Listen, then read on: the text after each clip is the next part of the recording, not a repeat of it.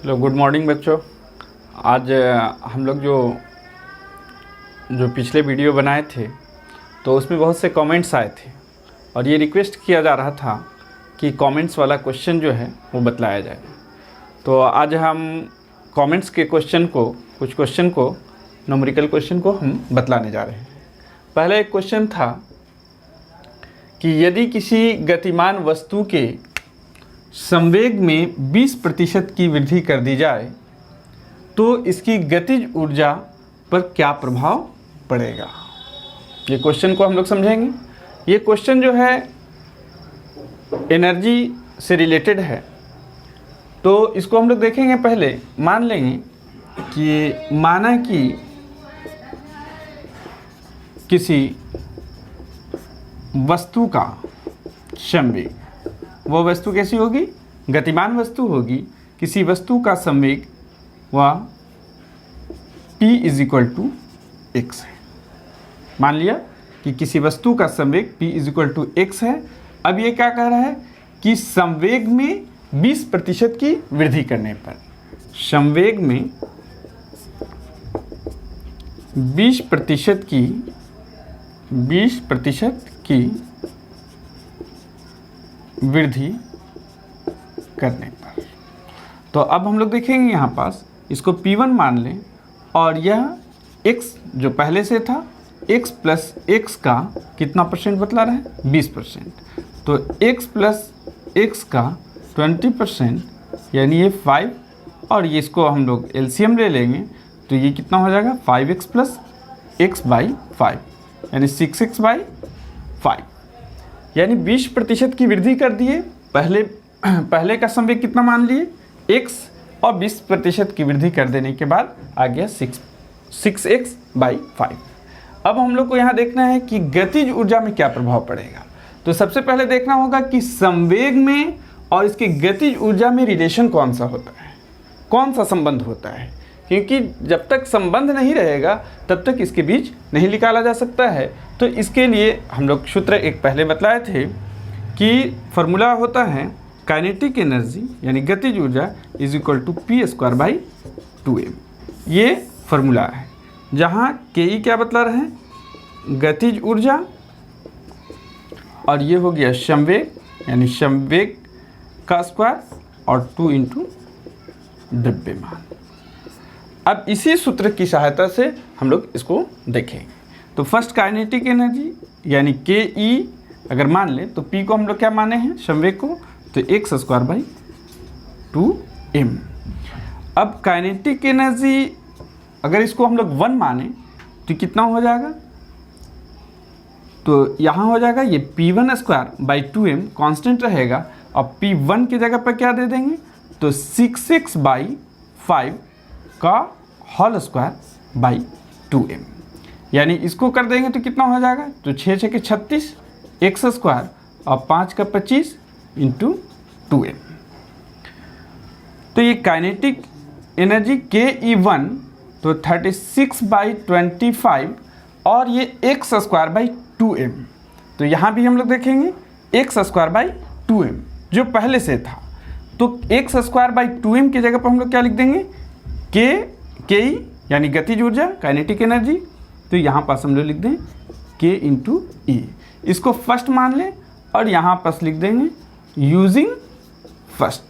जैसे एक बार देखा जाए कि इसका संवेग को माने कि संवेग पहले से संवेग x है, इसमें कितने प्रतिशत की वृद्धि करने के लिए कह रहा है?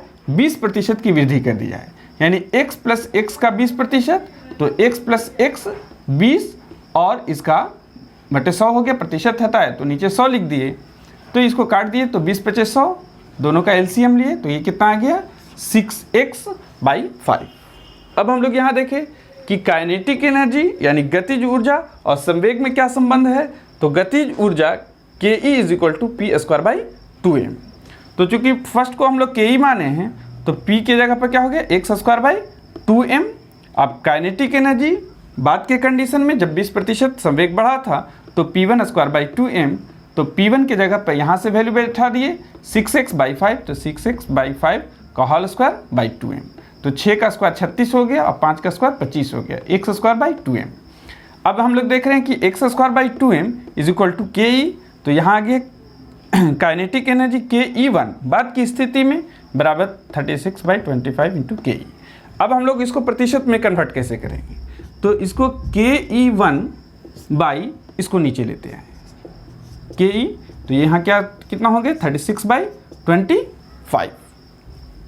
अब हम लोग जो है इसके बाद और आगे कैलकुलेशन बताते हैं। हम लोग देखेंगे यहाँ कि दोनों तरफ 1 को सब्ट्रैक्ट कर दें, आसान तरीका हो जाएगा कि ई -1 इधर भी कर दें और ये 36/25 -1 दोनों तरफ एक घटा दिए, और इसके बाद इसका एलसीएम लेंगे तो क्या हो जाएगा के ई, तो K E 1 minus K into A is equal to ये कितना हो जाएगा 25, 36 माइनस 25।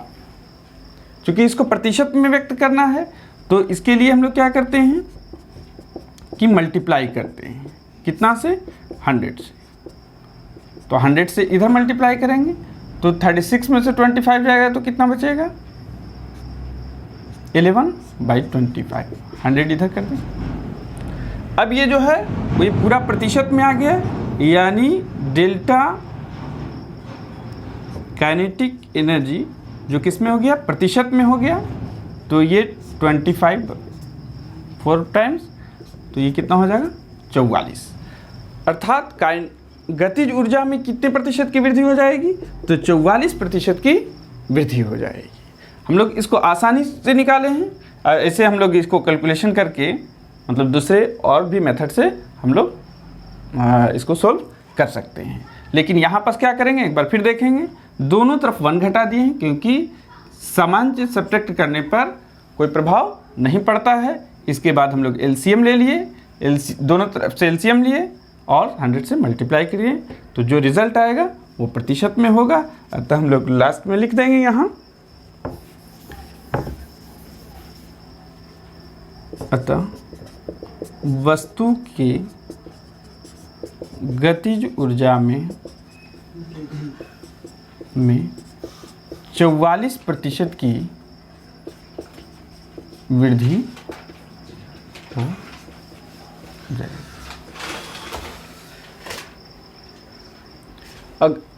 अब अगला क्वेश्चन जो है वो कमेंट्स बॉक्स में दिया गया था, पूछा गया था ये क्वेश्चन कि जो हीट एंड टेम्परेचर से है कि यदि किसी वस्तु का ताप 48 डिग्री सेंटीग्रेड हो तो इसे फ़ारेनहाइट डिग्री सेंटीग्रेड, रीमर तथा केल्विन में बदले।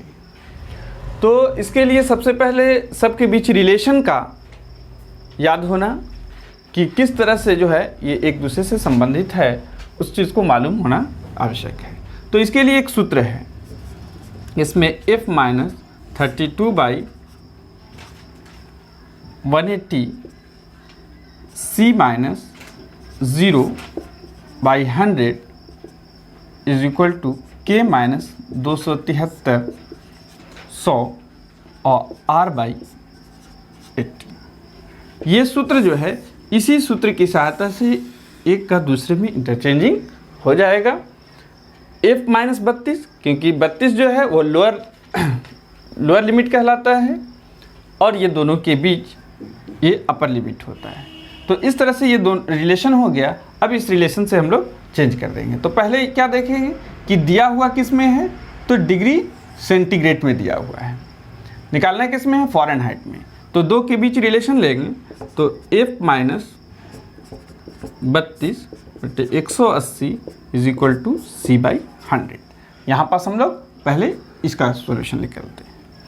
तो F की जगह पर ये 1 0 से 1 0 कैंसिल कर देते हैं, 9 दूनी 18, 5 दूनी 10। तो ये F माइनस 32/9 और C की जगह पर कितना है 48/5। अब इसको हम लोग क्रॉस मल्टीप्लिकेशन कर देते हैं, F माइनस 32 तो ये करेंगे कितना हो जाएगा 48/5 इंटू 9। तो F माइनस 32 ये कितना हो जाएगा 9 8 72, 9 चौके 36 और 36 और 7 6 13 43 यानी 432/5। अब हम लोग इसको डिवाइड कर दें तो कितना बाद में हो जाएगा 8 पचे 40 और 6 पचे 30 और 5 के 20, यानी f माइनस 32। तो f इज इक्वल टू कितना हो जाएगा 86.4 प्लस 32। इसको उधर लेते चले गए, अब ये दोनों को ऐड कर देंगे। तो 6 2 8 और 8 2 10 और 1 11। ये किस में हो जाएगा? फ़ारेनहाइट में हो जाएगा। यानी अभी हम लोग किस में बदले? तो डिग्री सेंटीग्रेड को किस में बदल दिए? फ़ारेनहाइट में। तो ये फार्मूला को याद रखना बहुत ही ज़रूरी है। तो ये दोनों के बीच पहले हम लोग चले।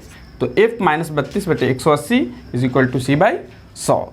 तो f माइनस इसको 10 से 10 कैंसिल कर दिए, तो यहाँ 2 से काट दिए, तो 2 पचे 10, 2 9 18 और इसको क्रॉस कर दिए तो ये 48, यानी मल्टीप्लाई करने के बाद कितना है 432/5 डिवाइड कर दिए 86.4 और माइनस उधर ले गए, तो ये दोनों को ऐड कर दिए। तो ये किस में चेंज हो गया?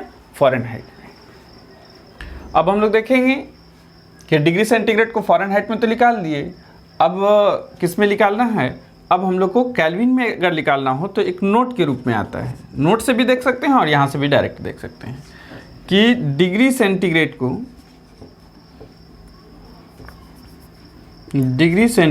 को केल्विन में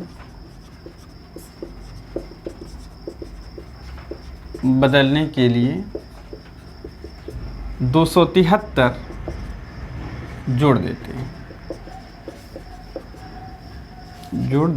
हैं। इस रिलेशन से भी हम लोग को वही चीज़ आ जाएगा। तो देखेंगे कितना है ये 48/100 is equal to k minus 273/100। तो 100 से 100 कैंसिल कर दिए, तो k इज इक्वल टू 273। ये दोनों को ऐड कर दिया जाए तो कितना हो जाएगा 8 2 10 की 11, 7 1 8, 8 4 12, 2 1 3। ये केल्विन में कन्वर्शन हो गया। अब हम लोग देख लेते हैं इसको रोमन में चेंज करके। तो ये दोनों के बीच हम लोग रिलेशन ले लें, तो c/100 r/80। तो 10 से 10, 5 दूनी 10, 4 दूनी 8। तो c की जगह पर कितना बैठा देंगे 48/5 इज इक्वल टू r/4। अब r इज इक्वल टू कितना हो जाएगा 48 × 4/5 मल्टीप्लाई कर दो। 8 चौके 32 और 4 चौके 16 और 3 19, 5। तो 5 तिहाई 15 और 8 पचे 40, 5 चौके 20। ये हो गया रीमर में। तो हम लोग निकाल दिए, फ़ारेनहाइट में भी निकाल दिए, केल्विन में भी निकाल दिए और रीमर में भी निकाल दिए। इस तरह से हमारा सॉल्यूशन समाप्त।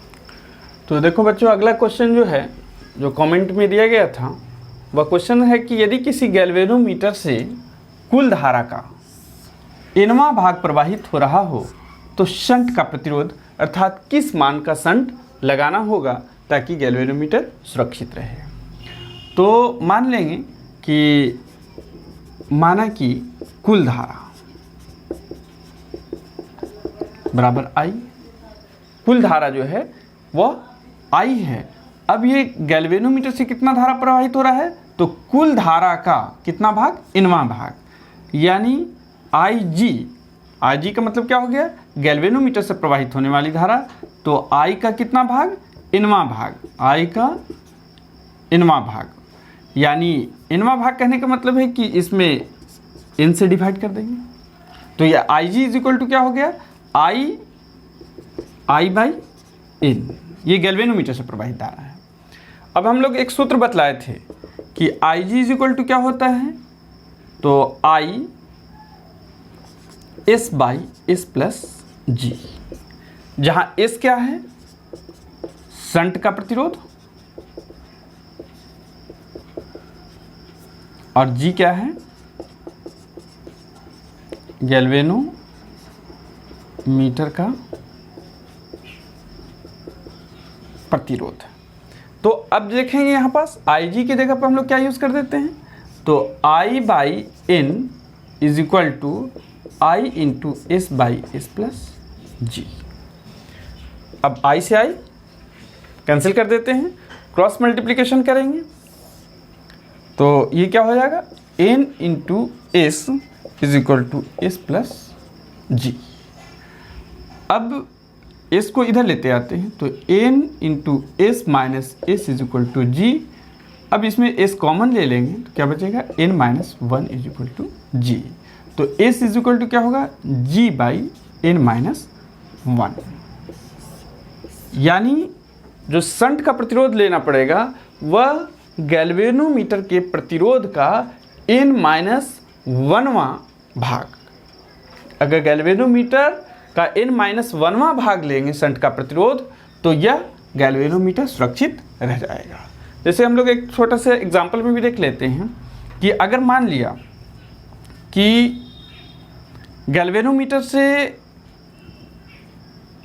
20वां भाग प्रवाहित हो रहा है धारा का, अगर 20वां भाग धारा का प्रवाहित हो रहा है तो n की जगह पर 20, तो शंट का प्रतिरोध कितना होगा, तो G बाई 20 माइनस 1 यानी G बाई 19।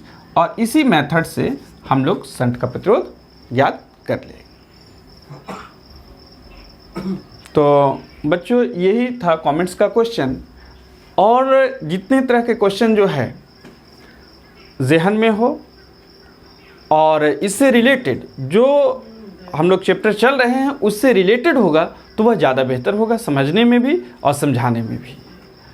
और इस चैनल को लाइक कीजिए, सब्सक्राइब कीजिए और जितना जहाँ ज़्यादा से ज़्यादा हो इसको शेयर कीजिए और अपनी बातों को रखिए ताकि हम और अच्छे से अच्छे सॉल्यूशन उसका कर सकें। और जो बातें अगर समझ में नहीं आ रही है तो उसको भी बतलाइए कि हाँ इस चीज़ में ये त्रुटि है, क्योंकि जब तक आपके विचारों का विचार पता नहीं चलेंगे तब तक हम अपना विचार दे नहीं पाएंगे। ठीक है, तो आज के लिए इतना ही।